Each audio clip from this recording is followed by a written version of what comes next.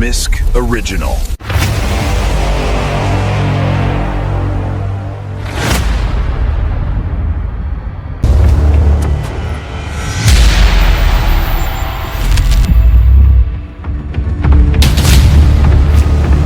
मिस्क original आपके लिए पेश करता है गुमनाम हीरोज़ की कहानियाँ। ये कहानियाँ मुकम्मल तौर पर तख़ल्लियाती हैं, मगर उनकी बुनियाद उन हकीकतों पर रखी गई है जो अक्सर फ़ाइलों में दफन रहती हैं या कभी ज़बान पर नहीं आती। ये वो जंगें हैं जो सरहदों पर नहीं लड़ी जाती, जिनमें वर्दी की आवाज़ नहीं होती और जहाँ गोली से ज़्यादा ताकत अल्फाज, तस्वीर और नैरेटिव के पास होती है। कुछ लोग वर्दी में लड़ते हैं और कुछ लोग खामोशी में। उनके नाम खबरों में नहीं आते, उनकी तस्वीरें पोस्टर्स पर नहीं लगती, मगर जब किसी मुल्क के खिलाफ बयानिया हथियार बन जाए तो यही लोग साया बनकर दीवार के साथ चलते हैं।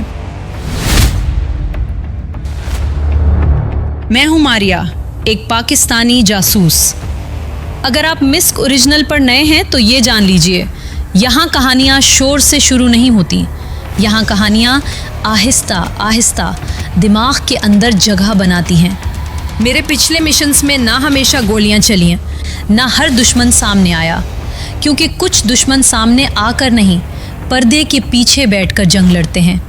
और आज का मिशन भी वैसा ही है।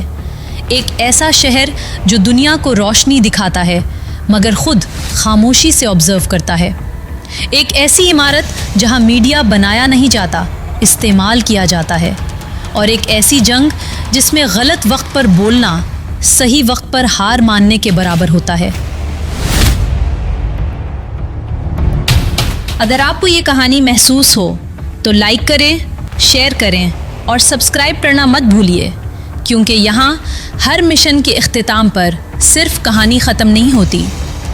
आखिर में मैं आपसे एक सवाल पूछूंगी और इस सवाल का जवाब अगले कदम का फैसला करेगा। चलें अब ऑपरेशन दुबई साइलेंट कॉरिडोर शुरू करते हैं।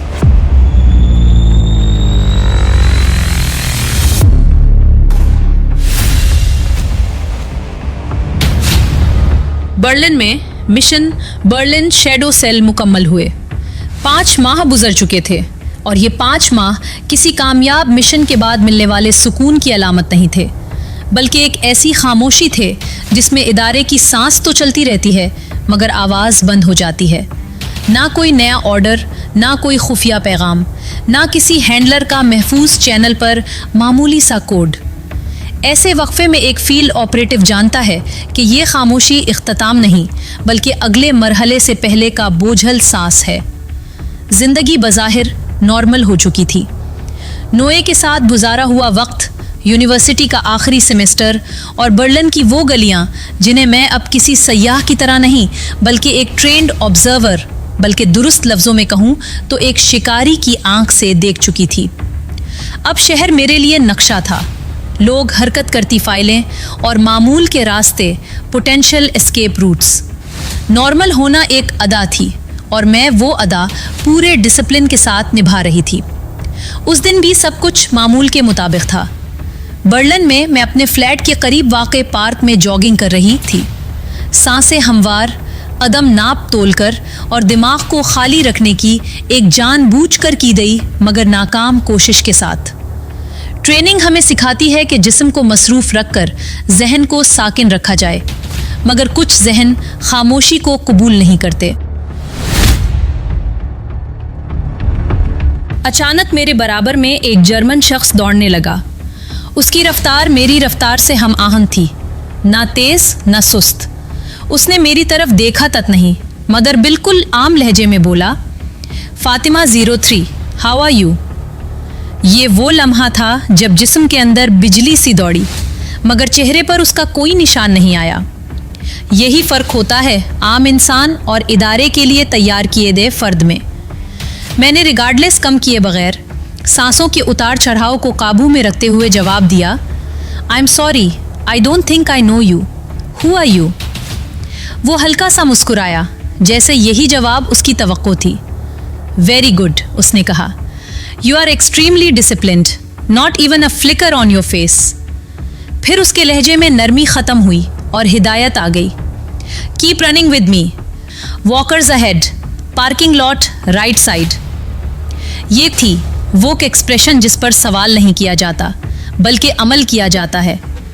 पार्क के किनारे उसकी गाड़ी खड़ी थी। उसने रुके बगैर रिमोट दबाया, दरवाज़ा खोला और डैशबोर्ड से एक लिफाफा निकालकर मेरे हाथ में दे दिया। उसकी आवाज़ अब मुकम्मल तौर पर न्यूट्रल थी, जैसे किसी मशीन से निकल रही हो। Take this, go back to your room. एक मुख्तसर वक्फा, फिर आखिरी जुमला, ओपन इट अलोन। मैं कुछ कहती उससे पहले ही वो मुड़ चुका था, ऐसे जैसे वो कभी यहाँ था ही नहीं। यही वो लोग होते हैं जो पैगाम देकर वजूद मिटा लेते हैं।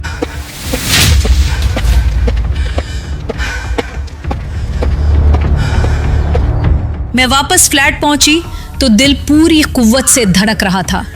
जिस्म जॉगिंग की वजह से पसीने में भीगा हुआ था, मगर जहन उस आदमी के पुरअसरार लहजे में उलझा हुआ था। ये कौन था जो मेरा सीक्रेट कोड जानता था, वो भी बर्लिन में, एक जर्मन, एक मुकम्मल अजनबी। मैं सीधी बेड पर गिरी, आंखें बंद की और सांसों को काबू में लाने की कोशिश की। लिफाफा अभी बंद था, मगर मुझे एहसास हो चुका था कि 6 माह की खामोशी ख़त्म हो चुकी है। मैंने दरवाज़ा लॉक किया, पर्दे गिरा दिए और लिफाफा खोल दिया। अंदर कोई ख़त नहीं था, न तारुफ, न हिदायत की लंबी फहरिस्त। सिर्फ मिशन की तफसीलात थी, मुख्तसर, सर्द और बेरहम। हर लाइन ऐसे लिखी गई थी जैसे लिखने वाला जानता हो कि मुझे पहले ही सब कुछ मालूम है। ये वो किस्म की ब्रीफिंग थी जिसमें सवाल पूछने की इजाज़त नहीं होती और जिसमें इनकार का ऑप्शन शुरू होने से पहले ही हज़फ कर दिया जाता है। लिफाफे में ना कोई नया पासपोर्ट था, न टिकट, न किसी शहर या तारीख का इशारा। इसका मतलब साफ था, ये मिशन किसी सफ़र की तैयारी नहीं मांग रहा, बल्कि खामोशी से मेरी मौजूदा ज़िंदगी में दाखिल हो चुका है।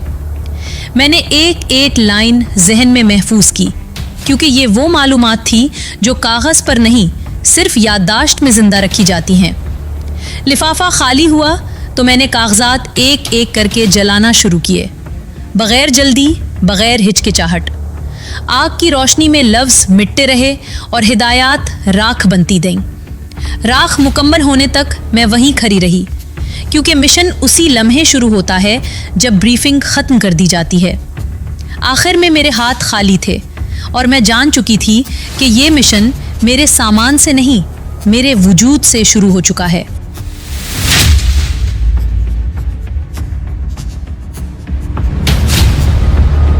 अगले दिन शाम को मैं दोबारा जॉगिंग पर थी। वही पार्क, वही रास्ता, वही नापी हुई रफ्तार, मगर जहन वो नहीं था जो कल था। अब हर कदम के साथ एक सवाल चल रहा था, एक ऐसा सवाल जो आवाज़ में नहीं ढलता मगर अंदर ही अंदर वज़न बढ़ाता जाता है। क्या वो जर्मन आज फिर सामने आएगा, या उसकी अदम मौजूदगी ही पैगाम थी? और अगर वो महज पैगाम रसा नहीं था तो असल पैगाम किसका था? मैं जॉगिंग करते करते पार्क से बाहर निकल आई। लाशऊरी तौर पर चारों पर नज़र दौड़ाई। शीशों के अक्स, गाड़ियों के साए, चलते लोगों के कदमों की हम आहंगी, वो कहीं नज़र नहीं आया। ये अदम मौजूदगी मेरे लिए ज़्यादा बेचैन करने वाली थी, क्योंकि फील्ड में मौजूदगी से ज़्यादा मानी खेज चीज़ अक्सर गैर मौजूदगी होती है। फ्लैट की राहदारी में कदम रखते ही खामोशी गैर मामूली महसूस हुई।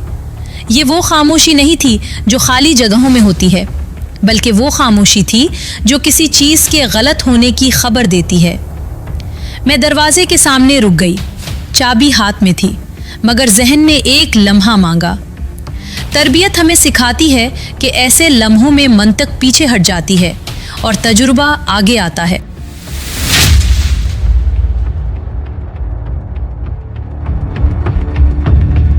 हैंडल को छूते ही अंदर खतरे की घंटी बजी। कमरे के अंदर की हवा बाहर की निस्बत मुख्तलिफ थी, ज़रा भारी, ज़रा रुकी हुई। मैंने सांस बराबर की, जहन को झटका दिया और बिल्कुल आम अंदाज में दरवाज़ा खोलकर अंदर दाखिल हो गई। वो मेरे फ्लैट के इकलौते सोफ़े पर बैठा था, बिल्कुल सीधा, बिल्कुल पुरसुकून, जैसे ये जगह उसकी अपनी हो, या जैसे वो पहले ही जानता हो कि मैं चूकूंगी नहीं। मैंने भी चूकने का कोई इजहार नहीं किया। गैर महसूस अंदाज में कमरे पर नजर डाली। कोई और मौजूद नहीं था, ना किसी जद्दोजहद के आसार, ना किसी ज़बरदस्ती के निशान। इसका मतलब वाज़े था, वो यहाँ आया था क्योंकि उसे आने दिया गया था, या वो आया था क्योंकि वो आ सकता था। वो खड़ा हुआ, एक कदम आगे बढ़ा और हाथ बढ़ाया। मैंने हाथ मिला लिया। ऑस्कर, उसने कहा, साफ और मुख्तसर, जैसे नाम नहीं बल्कि डेजिग्नेशन बता रहा हो। मैंने वक्त ज़ाया नहीं किया। Before we go any further, tell me who you are. उसने कोई तमहीद नहीं बांधी, कोई कहानी नहीं सुनाई। आई वर्क फॉर KSD-7, उसने कहा, a German intelligence sub division that doesn't officially exist. फिर एक मुख्तसर वक्फा, जैसे अगला जुमला नाप रहा हो। एट प्रेजेंट, मैं खामोश रही। ऐसे एतराफ़ात पर फील्ड में फौरी रद्द-ए-अमल नहीं दिया जाता। वो बोलता रहा, उस यकीन के साथ कि मुझे रोकने की ज़रूरत नहीं।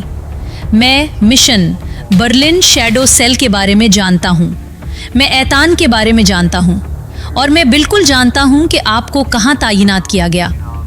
फिर उसने वो बात कही जो सिर्फ करीबी हल्का जान सकता था। My 2 men were stationed outside Aitan's residence. Continuous surveillance, ensuring no external threat reached you. उसकी आवाज़ हमवार थी, मगर बात का वज़न हमवार नहीं था। Your safety was our responsibility.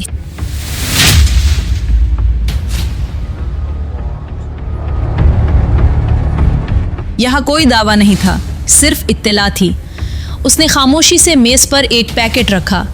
मैंने खोला तो अंदर मिशन की मज़ीद गहराई में उतरती हुई तफसीलात थीं। हर लाइन पिछली से ज़्यादा वाज़े और हर नुक्ता पिछले हुक्म से ज़्यादा वज़नी। ये अब सिर्फ हिदायत नहीं रही थी, ये एक मुकम्मल नक्शा था। कुछ तस्वीर भी थीं, चेहरे, नाम नहीं मगर शनाख्त के लिए काफ़ी।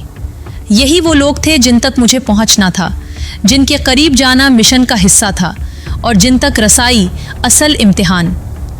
मैंने एक एक तस्वीर गौर से देखी, क्योंकि ये कागज़ नहीं थे, ये आने वाले फ़ैसले थे। लिफाफा बंद करते ही मुझे अंदाज़ा हो गया कि ये मरहला अब तैयारी का नहीं रहा।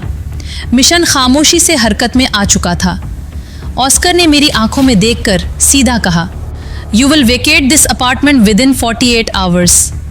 कोई वजाहत नहीं, कोई बहस नहीं। फिर वो खामोश हो गया। उस खामोशी में मैं समझ चुकी थी कि ये कॉन्फ्रंटेशन नहीं थी, और नोटिफिकेशन हमेशा हकीकत के ज़्यादा करीब होती है।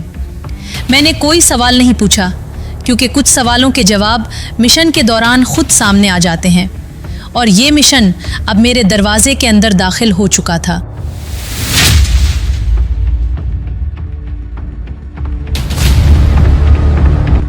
अगले दिन मैं सीधी यूनिवर्सिटी गई। एडमिन ऑफिस की इमारत हमेशा की तरह पुरसुकून थी, मगर मेरे अंदर एक ऐसी उजलत थी जो फाइलों और दस्तखतों में जाहिर नहीं हो सकती। मैंने अपना सेमेस्टर क्लोज करवाया, दस्तखत हुए, फाइल बंद हुई और एक ज़िंदगी आर्जी तौर पर ख़त्म कर दी गई, बग़ैर किसी तकरीब, बग़ैर किसी अलविदा के। शाम को मैं और नोआ यूनिवर्सिटी से बाहर निकल रहे थे। हवा में ख़ज़ां की ठंड थी और कैंपस के बाहर हर चीज़ मामूल के मुताबिक लग रही थी, जैसे किसी की ज़िंदगी टूटने वाली ना हो। हम चंद कदम खामोश चलते रहे। फिर मैंने वो जुमला कहा जिसे मैं दिन भर मुआखिर करती रही थी, I need to tell you something. Noah रुक गई। What is it? मैंने नज़रें सामने सड़क पर जमा दी। I have to leave. वो एक लम्हे को समझी नहीं। लीव? मैंने सर हिलाया। Emergency, my father is very sick. उसके चेहरे पर परेशानी साफ नजर आई। व्हेन? टुमारो। वो चूक गई, जैसे वक्त ही सबसे बड़ा धचका हो। Where are you going? मैंने एक लम्हा खामोशी में गुजारा, फिर कहा, I am flying to Transnistria. वो नाम उसके लिए अजनबी था, जैसा कि होना चाहिए था। उसने उलझन से पूछा। मैंने जवाब नहीं दिया। कुछ सवाल ऐसे होते हैं जिनका जवाब सच से ज़्यादा नुकसानदेह होता है।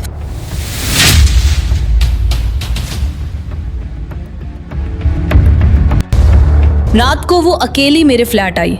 दरवाज़ा बंद होते ही यूं लगा जैसे बाहर की दुनिया ने अपना वजूद खो दिया हो, जैसे शहर, सड़कें, रोशनियों और लोगों का शोर सब एक ही लम्हे में दरवाजे के उस पार रह गया हो। वो चंद लम्हे वहीं दरवाजे के पास खड़ी रही, जैसे खुद को संभाल रही हो, फिर आहिस्ता आहिस्ता मेरे करीब आई। उसकी आंखों में सवाल थे, बेबसी थी, मगर शिकवा नहीं था, जैसे वो जवाब मांगने नहीं, सिर्फ सच महसूस करने आई हो। Do you remember our first week here? उसने धीमी आवाज़ में पूछा, ऐसी आवाज़ जिसमें यादें भी थी और डर भी। मैं हल्का सा मुस्कुराई। You got lost inside the campus twice. वो हंसी, मगर वो हंसी मुकम्मल ना हो सकी, जैसे आधे रास्ते में ही थक गई हो। हम सोफे पर बैठ गए, कंधा कंधे के साथ। उस कुर्बत में भी एक फासला था जो सिर्फ वो लोग महसूस करते हैं जो जानते हैं कि वक्त उनके खिलाफ चल रहा है। खामोशी भारी हो रही थी और हम दोनों उसका वज़न महसूस कर रहे थे। कुछ लम्हे हम यूं ही रहे, एक दूसरे के सहारे, वक्त को अपने हाथों से फिसलता हुआ देखते हुए और जानते हुए कि बाज़ लम्हे ज़िंदगी भर साथ रहते हैं, चाहे लोग साथ ना रह सकें। जब वो गई तो फ्लैट खाली नहीं हुआ, सिर्फ खामोश हो गया। और उस खामोशी में मैं जानती थी कि कुछ मोहब्बतें साथ रहकर नहीं, याद बनकर जिंदा रहती हैं। मैंने बैट पिक किया, मगर दिल नहीं, क्योंकि दिल को फील्ड में साथ ले जाना सबसे ख़तरनाक होता है। और मैं जानती थी कि अगला मरहला जज्बात की नहीं, फैसलों की आजमाइश है। और उस आजमाइश का पहला कदम बर्लिन से बाहर नहीं, मेरे अंदर से शुरू हो चुका था।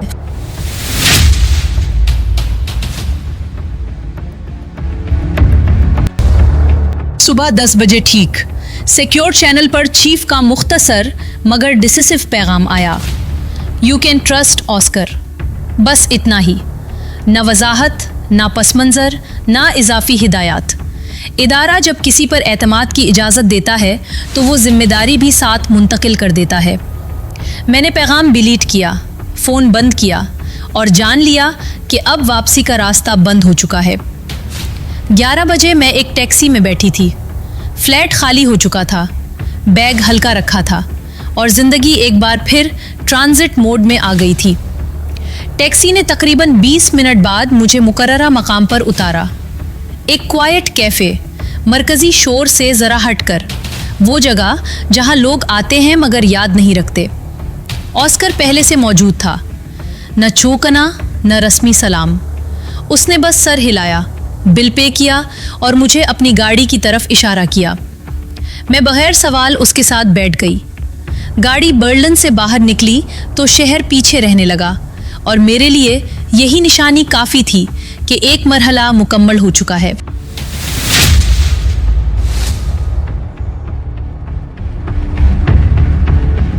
हम लाइप्ज़िग की तरफ रवाना हुए। रास्ते में गुफ्तगू महदूद रही, मगर खाली नहीं। हमने एक दूसरे के बारे में वही जाना जो मिशन के लिए ज़रूरी था। ज़ाती सवालात नहीं, माजी के किस्से नहीं, सिर्फ प्रोफेशनल कैलिब्रेशन। उसने वाजे कर दिया कि ये मुश्तरका ऑपरेशन नहीं बल्कि फैसिलिटेटेड इन्फिल्ट्रेशन है। मैं फ्रंट पर थी, वो सपोर्ट लेयर।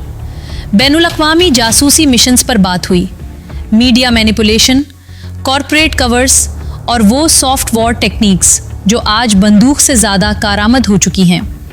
वो जानता था कि मैं इस टेरेन से वाकिफ़ हूँ और मैं जानती थी कि वो ज़रूरत से ज़्यादा कुछ नहीं बता रहा। लाइप्ज़िग पहुंचकर उसने मुझे एक खूबसूरत मगर डिस्क्रीट इमारत के तीसरे फ्लोर पर एक कमरा दिया।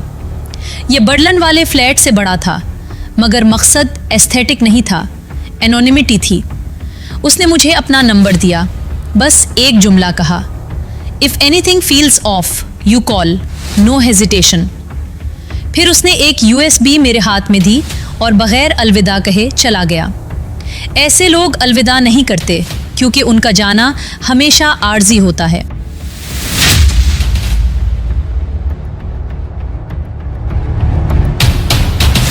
कमरे में खामोशी थी, मगर वो खामोशी हॉस्टाइल नहीं थी। रात को मैंने लैपटॉप खोला, USB लगाई और जैसे जैसे फोल्डर्स खुलते गए मिशन वाज़े होता गया। उसमें मेरी कवर आइडेंटिटी मुकम्मल तैयार थी, CV, academic background, skill sets, हत्ता के सोशल फुटप्रिंट तक।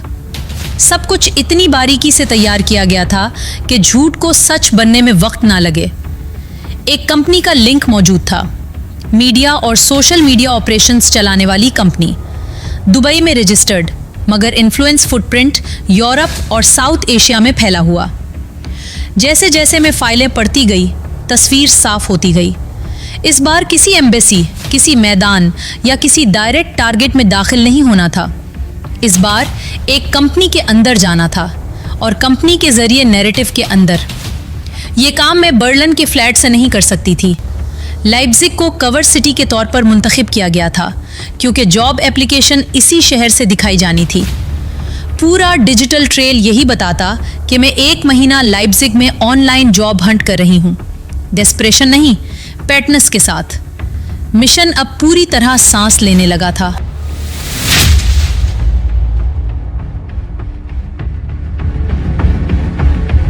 अगले दिन से मेरी जिंदगी का रिदम बदल गया। लाइप्जिग शहर अब रिहाइश नहीं, एक केयरफुली डिजाइंड कवर था। मैं दिन का बड़ा हिस्सा कैफेज, लाइब्रेरीज और को-वर्किंग स्पेसेस में गुजारती, जहां फ्रीलांसर्स की मौजूदगी मामूल होती है और किसी का सवाल गैर ज़रूरी समझा जाता है। हर लॉगिन, हर सर्च, हर रेज्यूमे अपलोड सोच समझ कर किया जाता था, क्योंकि इस मिशन में असल दुश्मन जल्दबाजी थी। मुझे मतलूबा कंपनी से ही जॉब हासिल करनी थी, कोई बैकअप ऑप्शन नहीं था। यही रिस्ट्रिक्शन इस मिशन को खतरनाक बना रही थी। मैंने ऑनलाइन एप्लीकेशंस शुरू की, मगर क्वांटिटी नहीं, क्वालिटी के साथ। हर ईमेल टेलर्ड, हर प्रोफाइल ऑप्टिमाइज्ड। दिन गुजरते गए और मैंने सीख लिया कि इंतज़ार भी एक स्किल है। आखिरकार वो ईमेल आई। सब्जेक्ट लाइन सादा था, मगर इम्पैक्ट भारी। Interview invitation. इंटरव्यू आसान नहीं था। सवालात सख्त थे, लेयर्ड थे और जानबूझकर कंफ्यूजिंग। वो सिर्फ स्किल्स नहीं जांच रहे थे, बल्कि प्रेशर में डिसीजन मेकिंग देख रहे थे। मैंने वही जवाब दिए जो एक एम्बिशियस मगर पॉलिटिकली नाइव प्रोफेशनल दे सकती थी। ना ज़्यादा आइडियलिज्म, ना सस्पिशियस इंटेलिजेंस।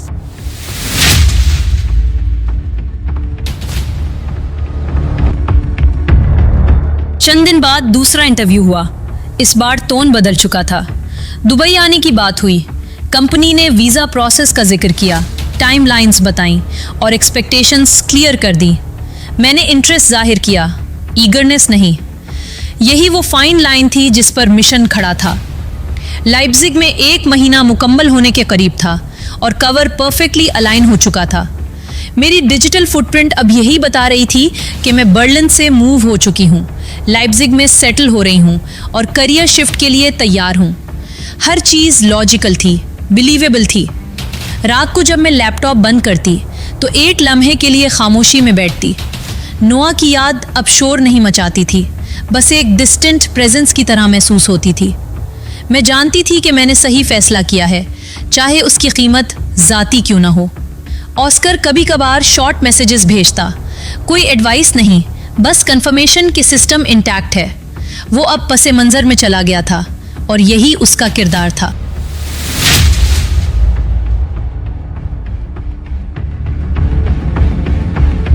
मिशन अब कागज़ पर नहीं था, ये एक ईमेल थ्रेड में था, एक वीज़ा एप्लीकेशन में और एक ऐसी नौकरी में जो बज़ाहिर मीडिया कंपनी थी, मगर दरअसल इंफॉर्मेशन वॉरफेयर का एंट्री गेट। और मैं उस गेट के बिल्कुल सामने खड़ी थी, उस यकीन के साथ कि अगला कदम मुझे सिर्फ दुबई नहीं, कहीं और ले जाने वाला है। ये सिर्फ नौकरी नहीं थी, ये एक इन्फिल्ट्रेशन थी, और इन्फिल्ट्रेशन हमेशा अंदर से शुरू होती है।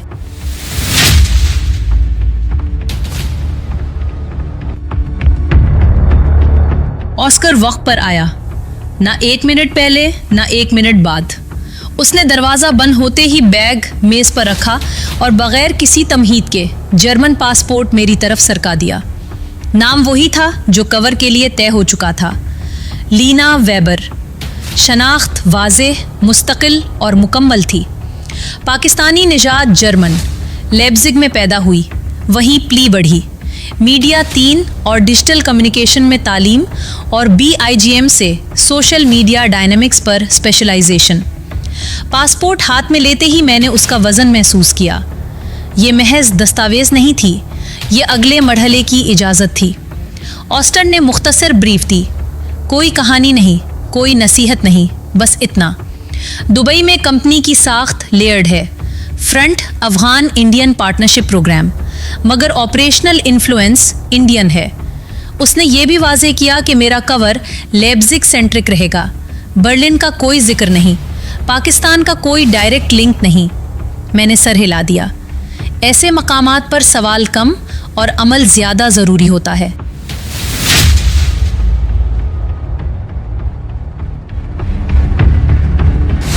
दुबई का सफ़र स्मूथ था। एयरपोर्ट पर ना कोई गैर मामूली चेक, ना कोई डिले। जर्मन पासपोर्ट वो काम कर रहा था जो उसे करना था, रास्ते खोलना। दुबई की हवा में दाखिल होते ही मुझे अंदाज़ा हो गया कि ये शहर सीक्रेसी को टॉलरेट नहीं करता, बल्कि उसे नॉर्मलाइज कर देता है। यहाँ हर दूसरा शख्स कोई और ही होता है और यही उसकी सबसे बड़ी सहूलत है। कंपनी का नाम axiom Reach media FZ LLC था। दुबई के मीडिया फ्री जोन में वाक़े शीशे और स्टील की इमारत, रिसेप्शन पर मल्टीलिंगुअल स्टाफ और वॉल्स पर न्यूट्रलिटी का केयरफुली डिज़ाइंड इल्यूजन। अंदर दाखिल होते ही ये वाजे हो गया कि ये महज मीडिया कंपनी नहीं, ये नैरेटिव मैनेजमेंट का हब है। ओपन फ्लोर, तकरीबन 20 के करीब लोग, लड़कियां और लड़के, इंडियन, अफगान, अरब और चंद यूरोपियंस। कोई एक ज़बान गालिब नहीं थी, मगर पावर डायनेमिक्स साफ दिखाई देती थी।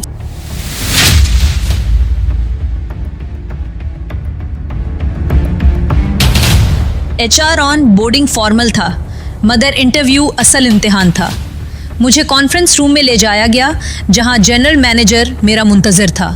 उसका नाम अराउंड मल्होत्रा था, Indian, made 40s, column confidence और वो नज़र जो सवाल से पहले जवाब तलाश कर लेती है।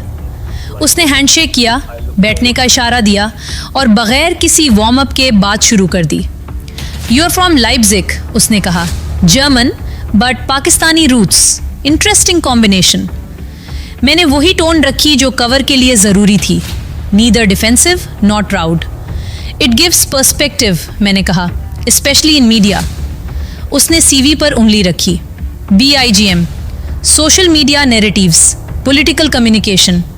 फिर सीधा सवाल, what's your view in Pakistan's role in regional stability. ये वो लम्हा था जहाँ ट्रूथ नहीं, अलाइनमेंट देखा जाता है।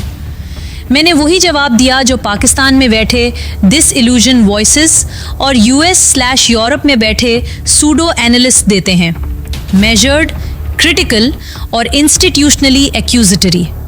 मैंने कहा कि Pakistan's governance suffers from civil military imbalance, कि पॉलिसी कंटिन्यूटी वीक है, कि नैरेटिव्स इंटरनली सप्रेस्ड हैं और कि रीजनल पॉलिसीज़ रिएक्टिव हैं, प्रोएक्टिव नहीं। मैंने फ़ौज का जिक्र किया, डायरेक्ट नहीं मगर इम्प्लिकेशन के साथ, कि security centric mindset economic and social progress को कंस्ट्रेन करता है। ये सब मैंने ऐसे कहा जैसे ये मेरी अपनी ऑब्जर्वेशन हो, बोरोड रेटरिक नहीं।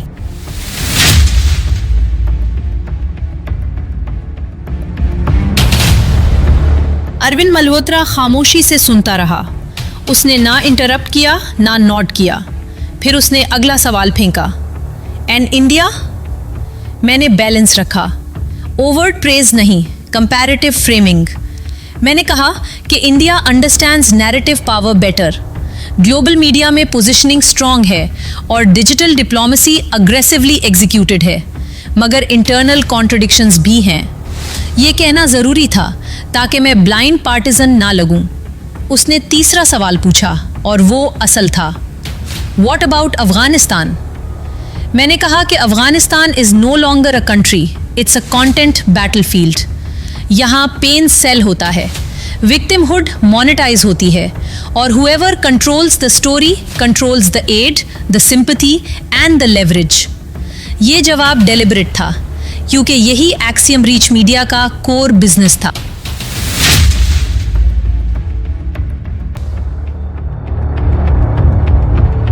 कमरे में चंद सेकंड की खामोशी रही।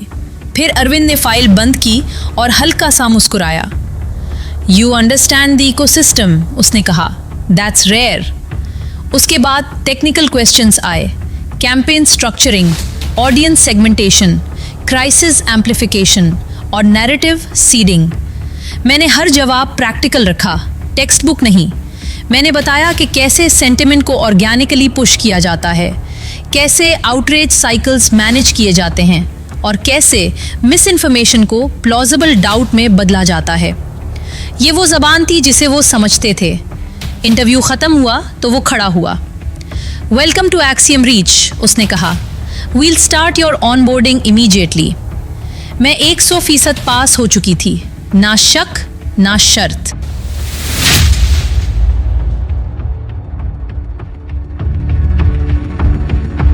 ऑफिस फ्लोर पर वापस आई तो एनवायरनमेंट और वाजे हो गया। टीम्स मिक्स थीं, मगर लीडरशिप इंडियन हैंड्स में थी। अफगान स्टाफ कंटेंट सोर्सिंग में, इंडियंस स्ट्रैटेजी में और बाकी लोग एग्जीक्यूशन में। स्क्रीन्स पर dashboards, trending topics, regional heat maps. Pakistan एक कंट्री नहीं था, वो एक सेगमेंट था। मुझे टेम्परेरी वर्क स्टेशन दिया गया, लॉगिन क्रेडेंशियल्स, इंटरनल चैनल्स और पहली ब्रीफ। किसी ने मुझसे मेरा माजी नहीं पूछा, क्योंकि यहाँ माजी इररेलेवेंट होता है, सिर्फ आउटपुट मैटर करता है।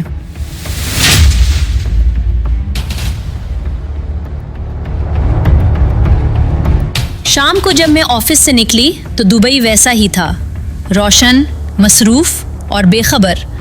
मगर मैं जानती थी कि मैं अब एक ऐसी जगह के अंदर हूँ जहाँ खबरें नहीं बनती, खबरें डिज़ाइन की जाती हैं।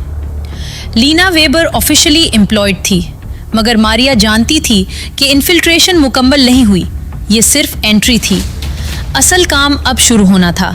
अंदर रहते हुए समझना, समझते हुए रिकॉर्ड करना और रिकॉर्ड करते हुए खुद को इनविजिबल रखना। ये दुबई था, ये मीडिया कंपनी थी और ये जंग खामोश थी।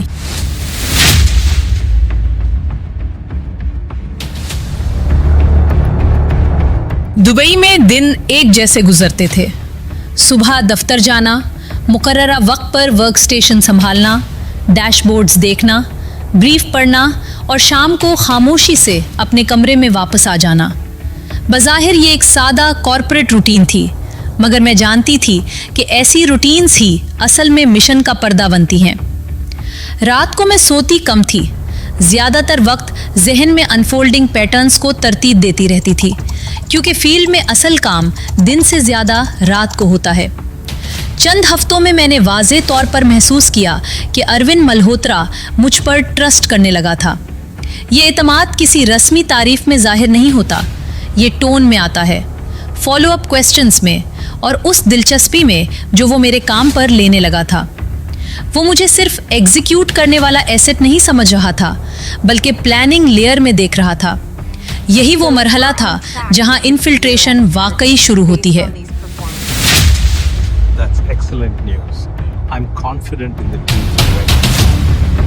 एक दिन उसने मुझे एक और एनालिस्ट के साथ पेयर कर दिया। लड़की का नाम रिया शर्मा था। इंडियन, शार्प, पॉलिटिकली वोकल और नैरेटिव मैनिपुलेशन में काफ़ी कॉन्फिडेंट। पेयरिंग एक्सीडेंटल नहीं थी, ये डिलिबरेट था।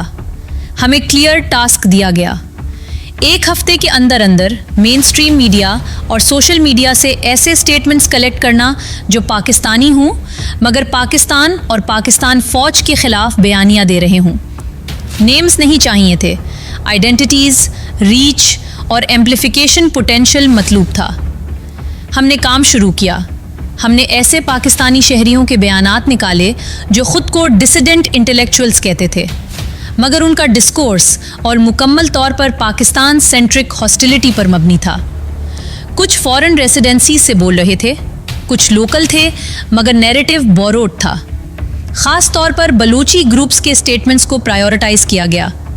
Raw footage, half context clips और इमोशनली लोडेड लैंग्वेज। मेरा काम सिर्फ कलेक्ट करना था, क्रिएट करना नहीं। मगर मैं देख रही थी कि बाकी टीम उन कलेक्टेड नैरेटिव्स को किस तरह सेंसेशनलाइज कर रही थी। कॉन्टेक्स्ट रिमूव किया जाता, पॉजेस एडिट होते, हेडलाइंस प्रोवोकेटिव बनाए जाते और फिर वही कंटेंट अफगान मीडिया आउटलेट्स और इंडियन नेटवर्क्स को फीड किया जाता। एक कोऑर्डिनेटेड प्रोपेगेंडा कैंपेन चल रही थी, क्वाइटली, एफिशिएंटली और मुकम्मल प्रोफेशनलिज्म के साथ।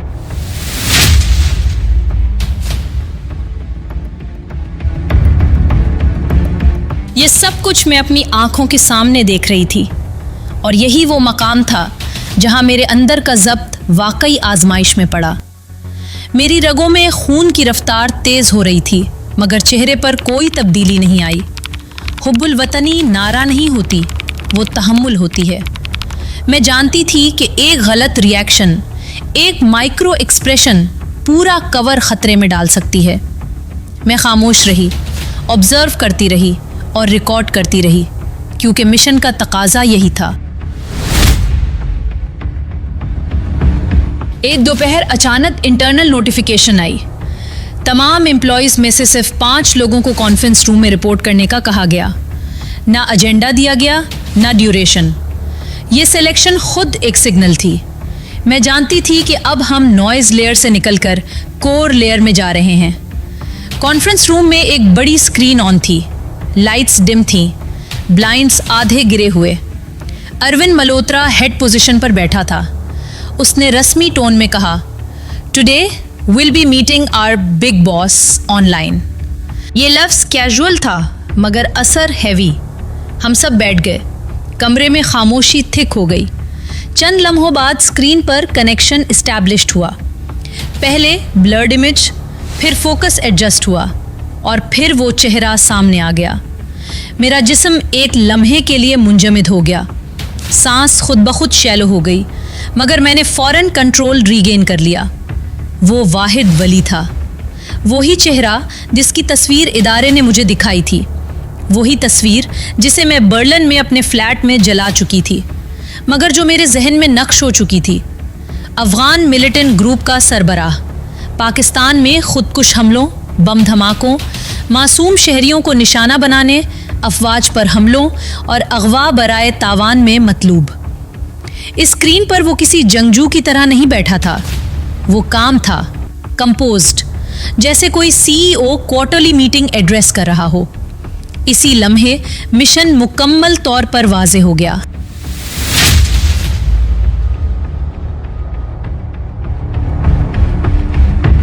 ये मीडिया कंपनी उसकी मिल्कियत थी। अरविंद मल्होत्रा का उसके साथ बैठना, उसका ऑपरेशनल पार्टनर होना, इस बात का नाकाबिले तरदीद सबूत था कि रॉ और वाहिद वली का अफगान नेटवर्क एक ही मेज़ पर बैठा है। मीडिया सिर्फ फ्रंट था, असल जंग नैरेटिव की थी। मैंने अपनी नज़रें स्क्रीन पर जमाए रखी, मगर अंदर जहन लाइटनिंग स्पीड पर चल रहा था। यही वो चेहरा था जिस तक पहुंचना मेरा असाइनमेंट था। यही वो एंड पॉइंट था जिसकी तरफ बर्लिन से लाइप्जिग और लाइप्जिग से दुबई का रास्ता बनाया गया था। मीटिंग अभी जारी थी। वाहिद वली बोल रहा था। रीजनल नैरेटिव्स, फंडिंग फ्लोज और स्ट्रेटेजिक प्रेशर पॉइंट्स पर बात हो रही थी। अल्फाज कोडेड थे मगर मानी नेकिड थे। मल्होत्रा नोट कर रहा था, नोट्स ले रहा था और ओकेजनल इनपुट्स दे रहा था। रिया और बाकी लोग अटेंटिव थे। उनके लिए ये करियर माइलस्टोन था, मेरे लिए ये कंफर्मेशन था। मैं जानती थी कि अब एक भी गलत कदम फेटल हो सकता है। मैंने खुद को लीना वेबर के अंदर रखा। पोस्चर न्यूट्रल, एक्सप्रेशन इंगेज्ड मगर लिमिटेड। मिशन अब डिस्कवरी फेज से एक्सपोजर फेज में दाखिल हो चुका था, मगर मीटिंग ख़त्म नहीं हुई थी और जब तक मीटिंग ख़त्म ना हो, खेल भी ख़त्म नहीं होता। मैंने गहरी सांस ली, अंदरूनी हीट को सप्रेस किया और ख़ुद को याद दिलाया, ये वो लम्हा है जहां इम्पेशंस नहीं, परसीजन जीतती है।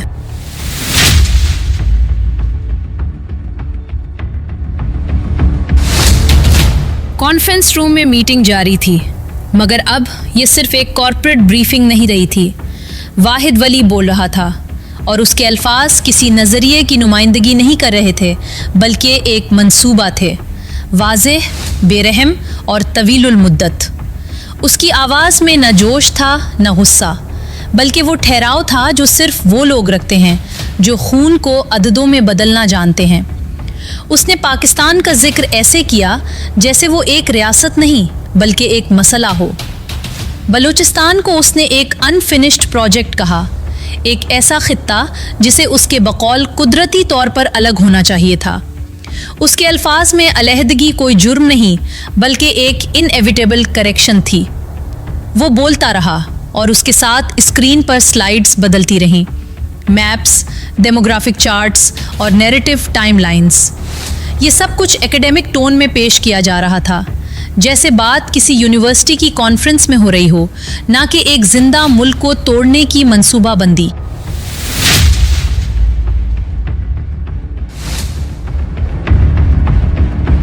हम पांचों की तारीफ की गई।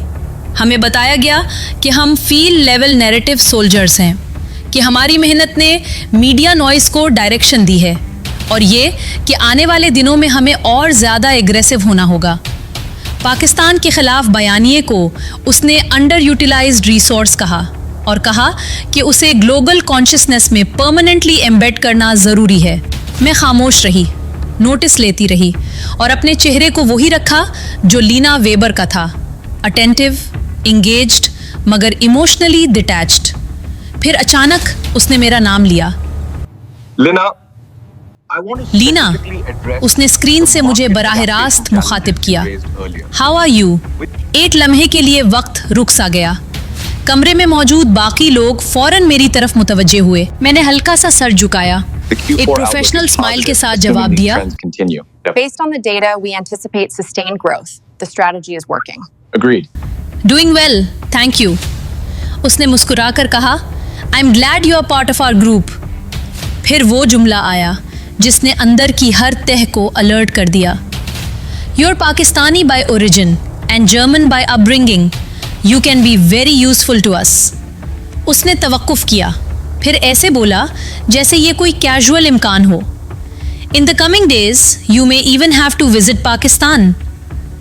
ये जुमला मेरे लिए धमाका नहीं था, ये कन्फर्मेशन था। मैंने पलक भी नहीं झपकी। ये वो लम्हा था जहां अंदर की हर रग ने चीखना चाहा मगर बाहर सिर्फ तहम्मुल रहा। उसने मल्होत्रा की तरफ देखा और ख़ास तौर पर मेरे लिए मराद की बात की, बेहतर एक्सपोजर, स्ट्रैटेजिक एक्सेस और लॉन्ग टर्म इंसेंटिव्स। बाकी 4 एम्प्लॉयज़ को भी हल्की फुल्की मराद का उंदिया दिया गया ताकि फेवरेटिज्म आइसोलेट ना लगे। मल्होत्रा ने सर हिलाया जैसे ये सब पहले से तयशुदा हो। मीटिंग फॉर्मल अंदाज में बर्खास्त हो गई।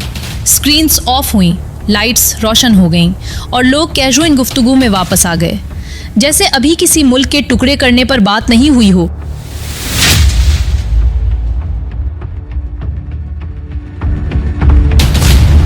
मैं ऑफिस से निकली तो दुबई की शाम मामूल के मुताबिक रोशन थी। मेरे लिए वो रोशनी आंखों में चुभ रही थी।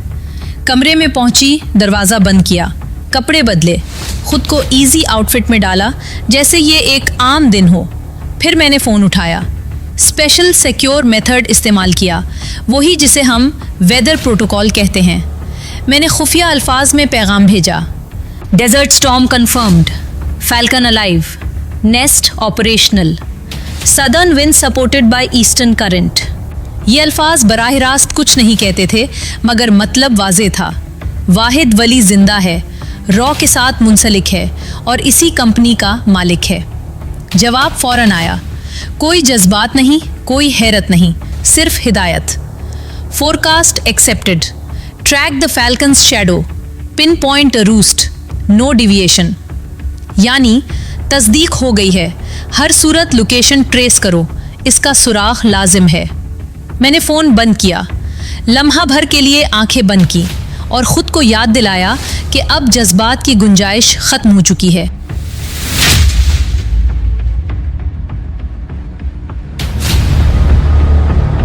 इस मीटिंग के बाद मल्होत्रा का रवैया वाज़े तौर पर बदल गया।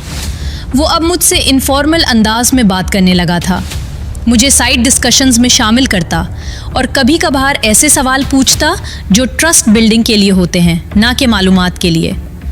एक दिन कैजुअल गुफ्तगू में उसने पूछा कि मैं आखिरी बार पाकिस्तान कब गई थी। मैंने बगैर रुके जवाब दिया, 15 साल पहले। ये जुमला मैंने इस तरह कहा जैसे ये एक बोझल याद हो, ना कि मंसूबा। उसके चेहरे पर हल्की सी खुशी की लहर दौड़ गई। ये खुशी किसी इंसान की नहीं थी, ये एक स्ट्रैटेजिस्ट की खुशी थी, जिसे यकीन हो गया हो कि सामने बैठा शख्स डिटैच्ड है। और मैं जानती थी कि यही वो यकीन था जिसकी मुझे ज़रूरत थी। अब मिशन मुकम्मल तौर पर वाज़े हो चुका था। ये सिर्फ मीडिया वॉर नहीं थी, ये स्टेट लेवल डिस्टेबलाइजेशन का ब्लूप्रिंट था, और मैं इस ब्लूप्रिंट के अंदर एक लिविंग वेरिएबल बन चुकी थी। मीटिंग ख़त्म हो चुकी थी, मगर खेल अभी जारी था, और मैं जानती थी अब एक भी कदम बेहिसाब नहीं उठाया जा सकता।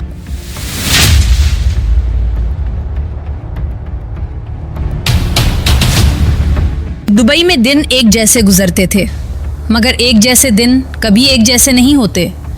कुछ दिन सिर्फ कैलेंडर के सफ़हात बदलते हैं, और कुछ दिन अंदर की समतें बदल देते हैं।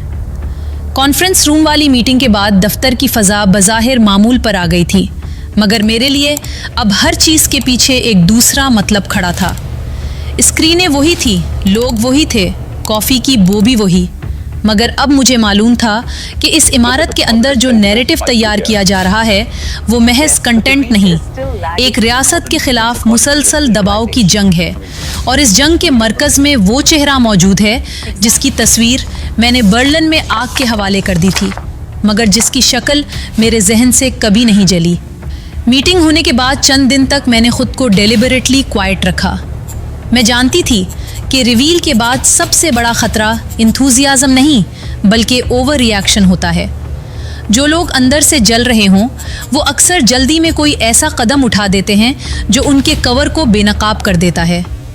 मैंने लीना वेबर का चेहरा बरकरार रखा, काम, प्रोफेशनल, रिजल्ट्स ड्रिवन। ऑफिस में मैंने अपना आउटपुट डबल किया, मगर टोन अनचेंज्ड रखा। मैंने अपने अंदर की हीट को सिर्फ एक जगह इस्तेमाल किया, ऑब्जर्वेशन में।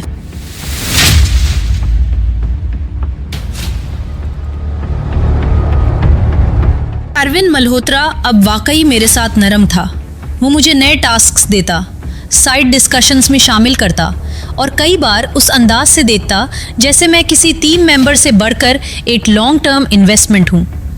उसकी मेहरबानी मेरे लिए कंफर्ट नहीं थी, वो एक सिग्नल थी, क्योंकि जब दुश्मन आप पर ज़्यादा एतमाद करने लगे तो उसका मतलब होता है कि आप अंदर की एक और तह तक पहुँच चुके हैं, और हर नई तह के साथ गलती की गुंजाइश कम होती जाती है। इन्हीं दिनों कंपनी की रूटीन मीटिंग्स भी बदल गई थी। वाहिद वली हर हफ्ते नहीं आता था, लेकिन जब भी आता वो कोई कैजुअल विजिटर नहीं लगता था। वो टाइम बाउंड था, प्रिसाइज था। उसकी ऑनलाइन अपीयरेंस की एक खास केडेंस थी। कुछ मिनट पहले स्क्रीन लाइव नहीं होती, कुछ मिनट बाद वो खुद डिस्कनेक्ट हो जाता, और दरमियान में जो बात होती वो कम अल्फाज में ज़्यादा मानी रखती। इसका अंदाज किसी वॉरलॉर्ड जैसा नहीं था। वो ऐसा बोलता था जैसे किसी बोर्ड रूम में बैठकर बजट्स और टारगेट्स डिसाइड कर रहा हो, और यही बात मुझे सबसे ज़्यादा ख़तरनाक लगती थी।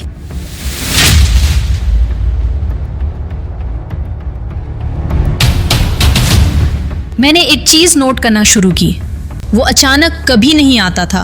वो हमेशा एक महदूद विंडो में आता था, और वो विंडो हैरत अंगेज़ तौर पर कंसिस्टेंट थी। कभी 7 मिनट, कभी 9 मिनट, कभी 10 मिनट, मगर हमेशा इसी नैरो बैंड में।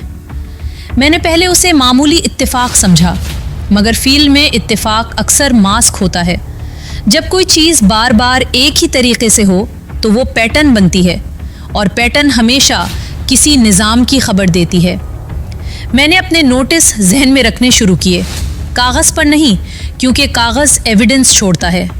मैंने मीटिंग्स के टाइम स्टैम्प्स, स्क्रीन एक्टिवेशन के डिलेज और ऑडियो वीडियो सिंक की छोटी छोटी बेतरतीबियों को ऑब्जर्व किया। बाकी लोग इसको टेक्निकल ग्लिच समझते थे, मुझे मालूम था ग्लिच भी कभी कभी मैप बन जाता है।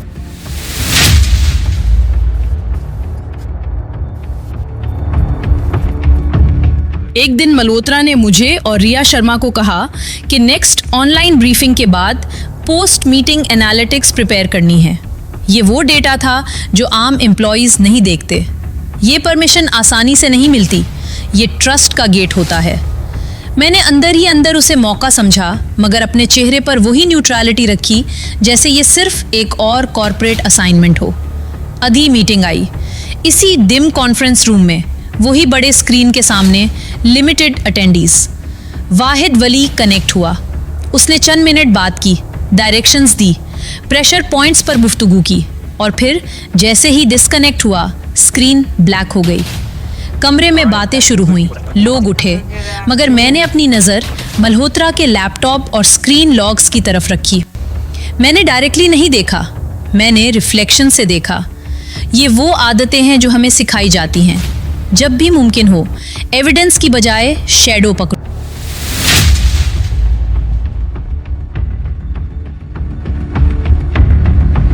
मीटिंग के फौरन बाद हमें इंटरनल डैशबोर्ड तक रसाई दी थी। ये पब्लिक एनालिटिक्स नहीं थे, ये कैंपेन पाइपलाइंस, पब्लिशिंग क्यूज और रिले विंडोज़ की मॉनिटरिंग थी। मैंने डेटा खोला तो मुझे वही चीज़ मिली जिसकी मुझे ज़रूरत थी, टाइम स्टैम्प्स। कोई आईपी एड्रेस नहीं, कोई लोकेशन लिखा हुआ नहीं, मगर टाइमिंग के अंदर टाइमिंग छुपी हुई थी। मैंने देखा कि जब वाहिद वली कनेक्ट होता है तो सिस्टम पर 3 चीज़ें तकरीबन हमेशा एक ही तरतीब में होती हैं। एक इनिशियल हैंडशेक विंडो, फिर स्टेबिलिटी विंडो, फिर एब्रप्ट टर्मिनेशन। और इन तीनों के दरमियान माइक्रो गैप्स थे, छोटे मगर कंसिस्टेंट। वो गैप्स ऐसे नहीं थे जैसे आम इंटरनेट लैग में होते हैं, वो ऐसे थे जैसे रिले स्विचिंग में होते हैं, यानी कोई दरमियान में फीड को उठाकर आगे मुंतकिल कर रहा था।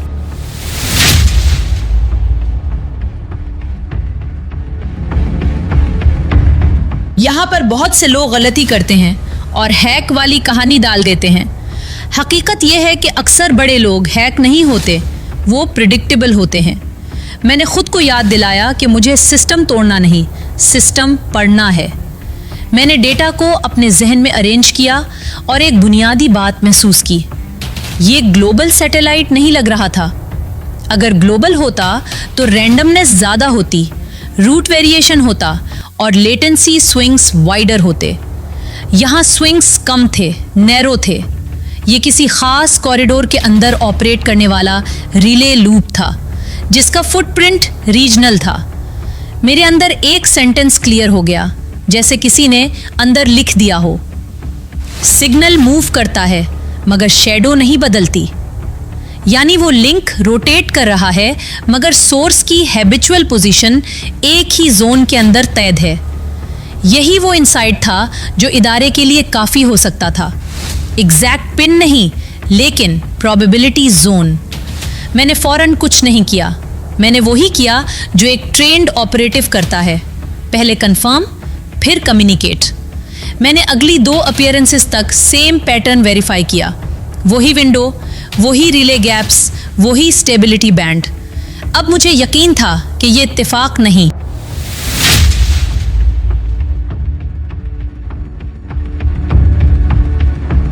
उसी रात मैं अपने कमरे में वापस आई। दुबई की खामोशी अंदर तक उतर रही थी, मगर मेरे जहन में डेटा चल रहा था।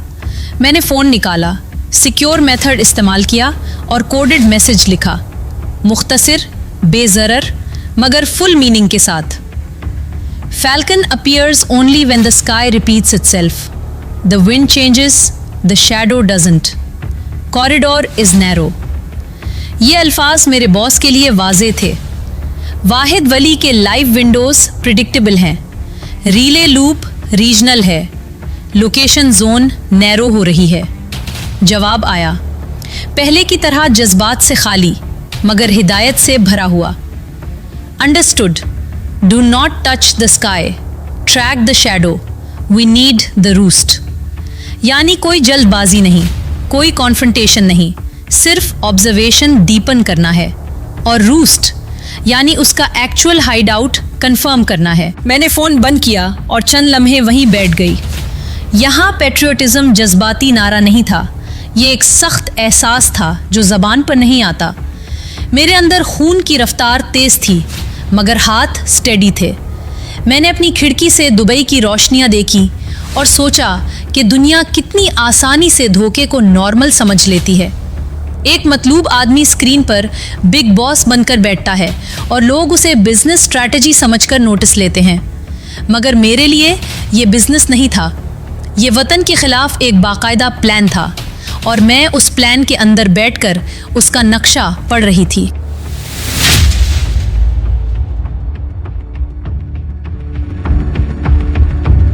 अगले दिन दफ्तर में मैंने खुद को मजीद कंट्रोल रखा।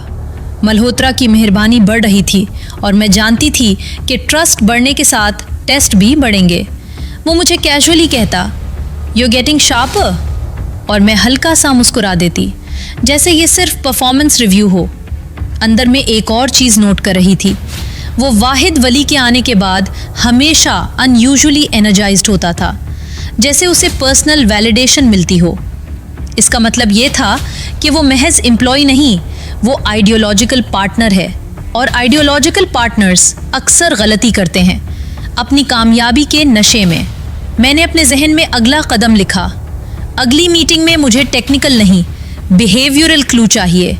कोई ऐसा जुमला, कोई ऐसा जिक्र, कोई ऐसा लॉजिस्टिकल स्लिप जो कॉरिडोर को मजीद नैरो कर दे, क्योंकि यही मरहला था जहां मिशन वाकई ख़तरनाक होता है, जब आपको पता चल जाता है कि दुश्मन तहां नहीं है और अब आपको उस जगह के करीब जाना होता है जहां वो है। और मैं जानती थी कि वाहिद वली खुद को इनविजिबल समझता है, मगर वो इनविजिबल नहीं था, वो बस प्रिडिक्टेबल था, और यही उसकी सबसे बड़ी कमजोरी थी।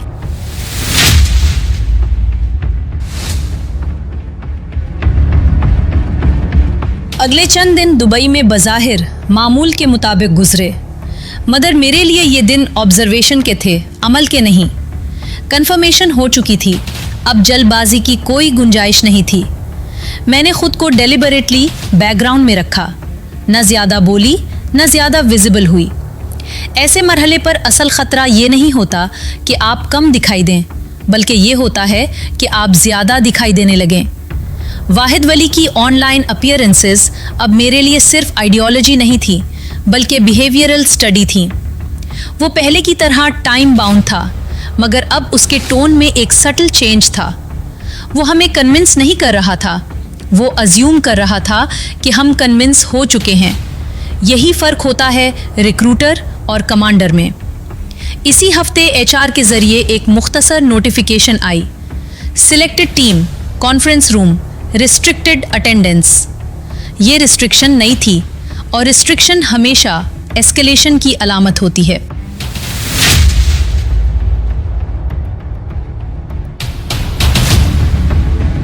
कॉन्फ्रेंस रूम में हम 5 लोग मौजूद थे।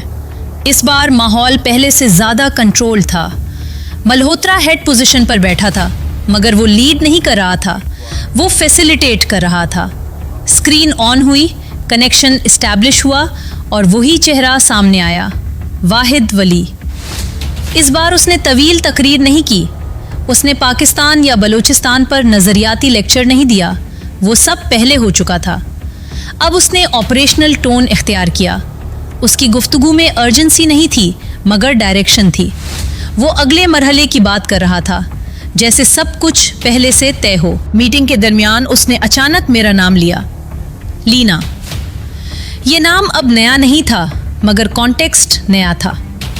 यू अंडरस्टैंड पाकिस्तान डिफरेंटली, उसने कहा, और फिर वो जुमला जो इस मीटिंग का असल महवर था, there are things you can do that others here can not. ये तारीफ नहीं थी, ये टास्क असाइनमेंट का प्रेल्यूड था। फिर उसने वो बात की जो इस मीटिंग का टर्निंग पॉइंट बनी, at some point we may need you to engage closer to the source.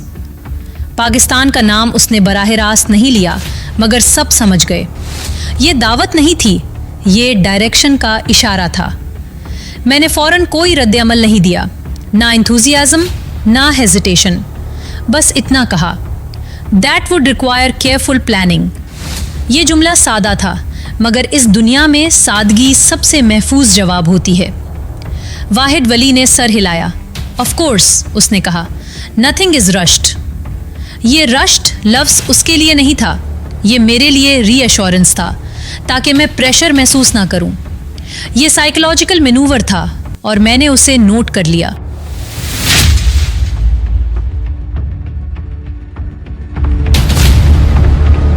Meeting खत्म हो गई, स्क्रीन ऑफ हुई, लोग उठे, मगर इस बार कोई कैजुअल गुफ्तगू नहीं हुई। सबको अंदाजा था कि हम नॉइज लेयर से आगे निकल चुके हैं। कमरे से निकलते ही मल्होत्रा ने मुझे अलग से रोका। उसका लहजा फ्रेंडली था, मगर आंखों में इवैल्यूएशन साफ नजर आ रहा था। यू हैंडल दैट वेल, उसने कहा, और फिर कैजुअली पूछा, you really haven't been to Pakistan in 15 years? मैंने सर हिला दिया, यस। उसके चेहरे पर हल्की सी सेटिस्फैक्शन आई, जैसे कोई वेरिएबल उसके हक में रिजॉल्व हो गया हो। वो ज्यादा कुछ नहीं बोला, मगर साइलेंस ही काफ़ी थी। उस शाम में कमरे वापस आई तो पहली बार मुझे वाकई एहसास हुआ कि अब मैं ऑब्जर्वेशन फेज में नहीं रही, अब मैं वेरिएबल बन चुकी थी, वो वेरिएबल जिस पर अगला मरहला डिपेंड करता है। मैंने सिक्योर चैनल खोला और इदारे को मुख्तसर अपडेट भेजा। Invitation not spoken but implied, he wants proximity not performance. जवाब आया, पहले की तरह मुख्तसर मगर decisive. Acknowledged, maintain distance, let him believe he is guiding. Phone बंद हुआ। कमरे में खामोशी थी, मगर ये खामोशी अब खाली नहीं थी, ये इंतज़ार की खामोशी थी। अब सवाल ये नहीं था कि वाहिद वली क्या चाहता है, सवाल ये था कि वो कब मूव करेगा। और मैं जानती थी जब वो मूव करेगा तो वही लम्हा मिशन का असल इम्तिहान होगा।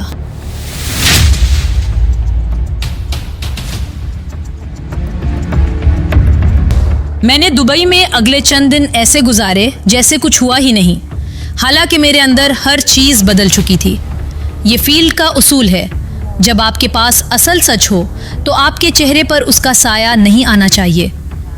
एक्सियम रीच मीडिया के अंदर मेरी नशिस्त वही थी, मेरे हाथों की रफ्तार वही, मेरी आवाज़ का लहजा भी वही। बस फ़र्क ये था कि अब मैं सिर्फ डेटा नहीं देख रही थी, मैं वक्त देख रही थी, रदहम देख रही थी और लोगों के अंदर चलती बेचैनी को पढ़ रही थी। क्योंकि ऐसे नेटवर्क्स में असल गलती हमेशा कागज़ पर नहीं होती, इंसान के रवैये में होती है। वाहिद वली की ऑनलाइन अपीयरेंसेस पहले ही टाइम बाउंड थी, मगर अब उसके बोलने का अंदाज बदलने लगा था। पहले वो हुक्म देता था, अब वो कंफर्म भी करना चाहता था। पहले वो नज़रिया बेचता था, अब वो लॉजिस्टिक्स की बातों में दिलचस्पी लेने लगा था। मुझे ये शिफ्ट फौरन समझ आ गया, क्योंकि जब कोई मास्टरमाइंड सडनली ऑपरेशनल डिटेल्स पर आ जाए तो उसका मतलब होता है कि वो खुद या उसकी कोर लेयर हरकत में आ रही है। और रीलोकेशन फेज़ वो वाहिद मरहला होता है जहां सबसे ज़्यादा निशान छोड़ते हैं। यही वो विंडो थी जिसके लिए इदारा बरसों से इंतज़ार करता है। मैंने वही किया जो मुझे करना था। मैंने खुद को हाईलाइट नहीं होने दिया। मैंने मल्होत्रा को खुश रखने के लिए वही कंसिस्टेंट परफॉर्मेंस दी जिससे वो मुतमईन रहे, मगर मैंने कोई गैर ज़रूरी क्यूरियोसिटी जाहिर नहीं किया। मैंने अपने आप को लीना के कोर में मजबूती से बांधे रखा, क्योंकि अगर आपका कोर टूट गया तो आपकी सारी इंटेलिजेंस बेमानी हो जाती है।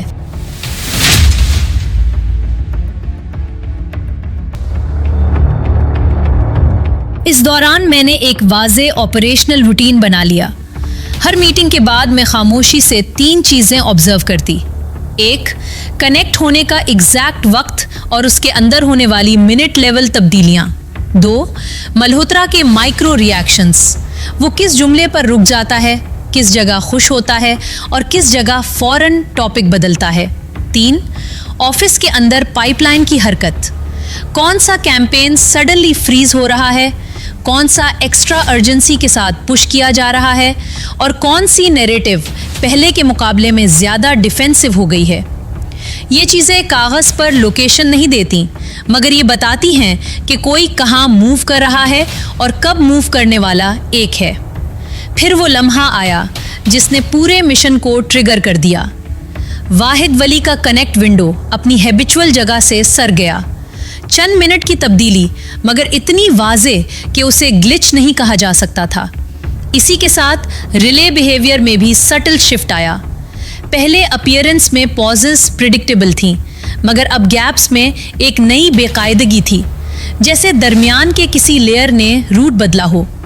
मुझे ये देखकर एक ही बात समझ आ गई, वो रीलोकेट कर रहा है या रीलोकेशन शुरू हो चुकी है और इस दौरान वो अपने कम्युनिकेशन फुटप्रिंट को एडजस्ट कर रहा है। ये मेरे लिए वो कंफर्मेशन था जिसके बगैर इदारा बॉर्डर कॉरिडोर को टाइटन नहीं करता।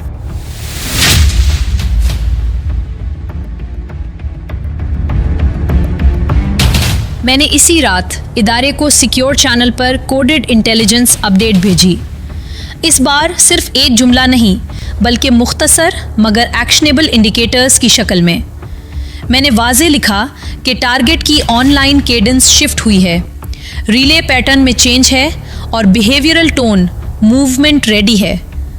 मैंने लोकेशन पिन पॉइंट नहीं की क्योंकि ये मेरा काम नहीं था। मैंने वक्त पिन पॉइंट किया और इंटेलिजेंस में कभी कभी वक्त लोकेशन से ज़्यादा कीमती होता है। इदारे का जवाब फ़ौरन आया, मुख्तसर और डिसाइसिव। उनके अल्फाज में कोई जज्बात नहीं थे मगर वज़न था। उन्होंने साफ कहा कि यही वो विंडो है जिसके लिए इंतज़ार था और अब मेरी जिम्मेदारी ये है कि मैं कवर इंटैक्ट रखूं, किसी भी प्रोवोक से बचूं और अगले कनेक्ट शिफ्ट्स को कैप्चर करके रिपोर्ट करती रहूं। इस एक जवाब से मुझे मालूम हो गया कि इदारा हरकत में आ चुका है, मगर वो हरकत मेरे सामने नहीं होगी क्योंकि हकीकी ऑपरेशंस में कामयाबी की शर्त ही ये होती है कि ज़्यादा लोग कम जाने।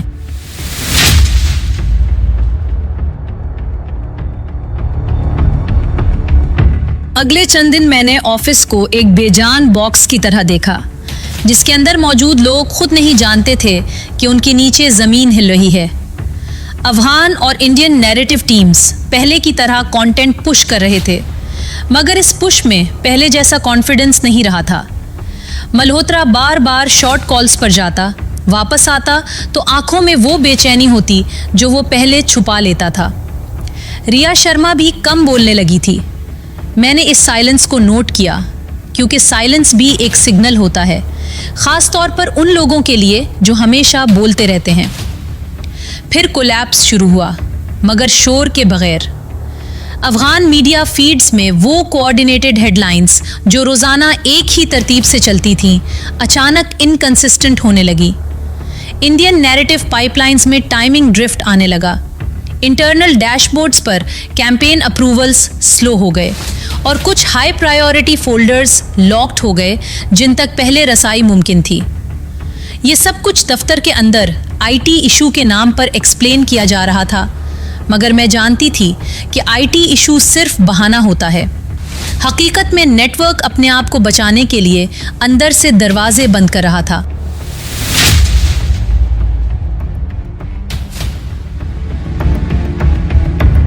इसी दौरान सरहद के उस पार अफगान पाकिस्तान बॉर्डर कॉरिडोर में इदारा अपनी लैंग्वेज में टाइटनिंग कर चुका था।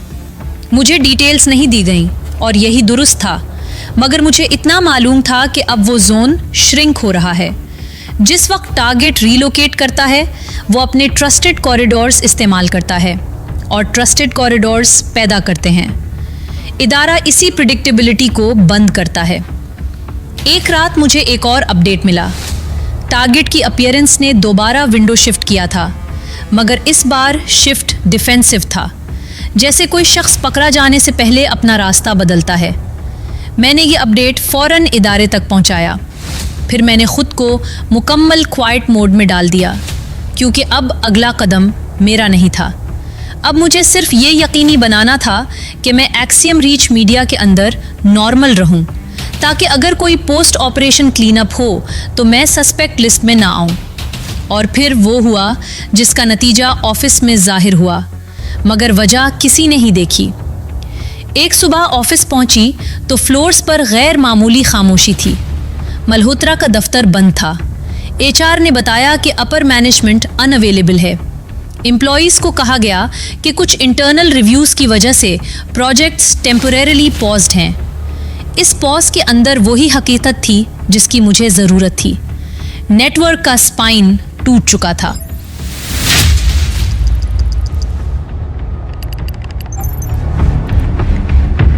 इसी दिन शाम को इदारे का मुख्तसर मैसेज आया, वो मैसेज जो इंटेलिजेंस की दुनिया में फाइनल कंफर्मेशन समझा जाता है।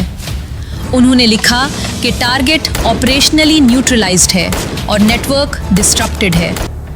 उन्होंने ये भी वाजे किया कि पब्लिक नैरेटिव नहीं बनेगी, क्योंकि इस तरह के आउटकम्स का मकसद अपलॉज नहीं होता, मकसद सिर्फ खतरा कम करना होता है। मैंने मैसेज पढ़कर फ़ोन बंद कर दिया। मैंने कोई जश्न नहीं मनाया, मैं बस चंद सेकंड खामोश रही। इस खामोशी में मेरे अंदर एक सख्त सा सुकून उतरा, वो सुकून जो सिर्फ उस वक्त आता है जब आप जानते हो कि आपने अपनी जगह दुरुस्त काम किया है। अब अगला मरहला मेरा था, क्लीन एग्जिट। दुबई में रहना अब ज़रूरी नहीं था। लीना वेबर का कोर अपना काम कर चुका था और ज़्यादा देर वहीं रहना गैर ज़रूरी रिस्क था। इदारे ने मुझे एक्सट्रैक्शन डायरेक्टिव दिया, क्वाइट, नॉन ड्रामेटिक और बिल्कुल सादा। मैंने ऑफिस से रेजिग्नेशन नहीं दी, मैंने सिक लीव की ट्रिवियल वजह बनाई और 2 दिन के अंदर अंदर अपनी चीज़ें मिनिमल रख कर निकल गई। मैंने किसी को गुड बाय नहीं कहा, क्योंकि गुड बायज स्टोरी बन जाते हैं और मुझे स्टोरी नहीं बनना था।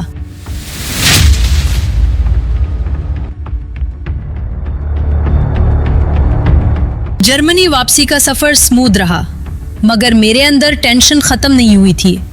फील्ड में टेंशन मिशन के ख़त्म होने से नहीं जाती। टेंशन उस वक्त जाती है जब आप अपने आप को दोबारा सेफ रूटीन में देखते हैं। मैं बर्लिन नहीं गई, मैं सीधी लाइप्जिग की तरफ आई, क्योंकि लीना वेबर का कोर लाइप्जिग सेंट्रिक था और कोर के फुटप्रिंट्स वही फिनिश होने चाहिए जहां से शुरू हुए थे। एयरपोर्ट पर मैंने पहले इर्द गिर्द देखा, फिर अपने कदमों की रफ्तार स्टेडी रखी। मैं कोई पैरानॉइड नहीं बनना चाहती थी, मगर मैं केयरलेस भी नहीं हो सकती थी। बैगेज एरिया के करीब लोगों के हुजूम के अंदर एक चेहरा मेरे पेरिफेरल विजन में आया, ऑस्कर। वो ऐसे खड़ा था जैसे वो किसी का इंतज़ार नहीं कर रहा, बस मौजूद है। वो करीब आया और सिर्फ एक जुमला कहा। उसमें ना कोई जज्बात थे, ना कोई तारीफ की नुमाइश, मगर वज़न था, क्लीन। मैंने सर हिला दिया। डन, मैंने बस इतना कहा। हमने कोई लंबी बात नहीं की। इस दुनिया में ज़्यादा अल्फाज कमज़ोरी होते हैं। हम एक साइड कॉरिडोर की तरफ चले गए जहां नॉइज़ कम था। वहीं ऑस्कर ने मुझे इदारे का मुख्तसर पैगाम लफ्ज़ों में सुनाया, और ये वो हिस्सा था जो मेरे लिए अहम था, क्योंकि ये मेरे काम की तस्दीक थी, सिर्फ नतीजे की नहीं। उसने कहा, इदारा जानता है कि ये आउटकम खुद से नहीं आया, ये चेन के एक क्रिटिकल लिंक से आया है, और वो लिंक मैं थी। उन्होंने कहा कि टारगेट को पकड़ने की विंडो इसी वक्त खुली जब मैंने केडेंस शिफ्ट रिपोर्ट किया, और कॉरिडोर इसी वक्त नैरो हुआ जब मैंने बिहेवियरल कॉन्फर्मेशन दी। फिर वो जुमला जो मैंने अपने अंदर महफूज कर लिया, इदारा तुम्हारी कारकर्दगी से मुतमईन है, तुमने खुद को जाहिर किए बगैर दुश्मन की सांस बंद कर दी। ये तारीफ किसी तमगे जैसी नहीं थी, मगर मेरे लिए काफ़ी थी। हुब्बुल वतनी मेरे लिए नारा नहीं, डिसिप्लिन है। मैंने किसी की तारीफ के लिए ये सब नहीं किया, मगर ये सुनना ज़रूरी था कि इदारा समझता है कि मैंने क्या किया और कैसे किया।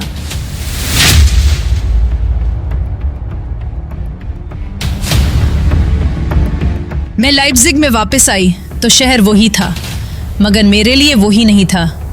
अब ये सिर्फ एक कवर सिटी नहीं रहा था, ये एक चेक पॉइंट था जहाँ से मैं वापस ज़िंदगी में दाखिल हो रही थी। मैंने अपने कमरे में दाखिल होकर पर्दे नहीं गिराए, मैंने दरवाज़ा डबल चेक नहीं किया। मैंने बस लाइट जलाई, बैग रखा और पहली बार खुद को इजाज़त दी कि मैं चंद मिनट कुछ ना सोचूं। मगर चंद मिनट बाद ही मुझे एहसास हुआ कि फील्ड आदमी को मुकम्मल खामोशी नहीं देती, वो हमेशा एक सतह अंदर अवेक रहती है।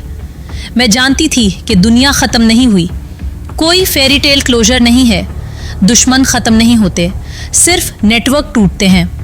आज एक स्पाइन टूटा है, कल कोई और स्पाइन बनने की कोशिश करेगा। मगर आज के लिए इतना काफ़ी था कि वाहिद वली का साया अब कमांड नहीं दे सकता था, और वो प्रोपागेंडा हब जिसने पाकिस्तान के ख़िलाफ़ जहर फैलाया था अब क्रिपल हो चुका था। मैंने खिड़की से बाहर लाइप्जिग की सड़क देखी और ख़ुद से बस इतना कहा, ये जंग शोर से नहीं जीती जाती, ये जंग ठहराव से जीती जाती है। और मैंने अपने अंदर वही ठहराव वापस रख दिया, क्योंकि अगला मिशन कभी भी आ सकता था।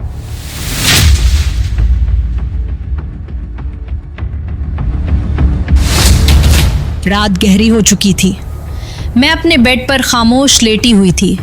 कमरे में हल्की सी रोशनी थी और पहली बार मैंने जानबूझकर अपने जहन से वाहिद वली को बाहर निकाल दिया। वो बाप बंद हो चुका था। आंखें बंद की तो किसी दुश्मन का चेहरा नहीं आया। अचानक नोआ मेरे ख्यालों में आ गई। वही नोआ, सादा सी मुस्कुराहट, गैर ज़रूरी सवाल ना पूछने वाली आंखें और वो मासूम यकीन कि कुछ लोग वाकई वही होते हैं जो नज़र आते हैं। दुबई में मैंने मिशन के दौरान 3 माह और 26 दिन गुजारे थे। मिशन के दौरान मैंने खुद को इतना सख्त कर लिया था कि मैंने नोआ को तकरीबन भुला ही दिया था। ये फील हमें यही सिखाती है, जज्बात को बंद कर दो वरना वो कमज़ोरी बन जाते हैं। मगर इस रात मुझे एहसास हुआ कि मेरा दिल भी गोश्त का है, किसी फौलाद का नहीं। मैं भी एक आम इंसान हूँ जिसका दिल यादों पर भी धड़कता है। नोआ के साथ आखिरी मुलाकात के मनाजिर आंखों में चलने लगे।